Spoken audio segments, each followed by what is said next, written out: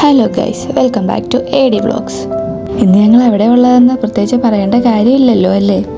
ഈ വഴി കണ്ടപ്പോൾ തന്നെ നിങ്ങൾക്ക് മനസ്സിലായി കാണും ഞങ്ങളിപ്പോൾ എവിടെ ഉള്ളതെന്ന്. അതെ, ഞങ്ങളിപ്പോൾ ഉള്ളത് വാഗമണ്ണിലാണ്. വാഗമൺ യാത്രക്കിടയിൽ ഞങ്ങൾ കണ്ട അതിമനോഹരമായ കാഴ്ചകൾ നമുക്ക് ഒരുമിച്ച് ഒന്നുകൂടി കാണാം.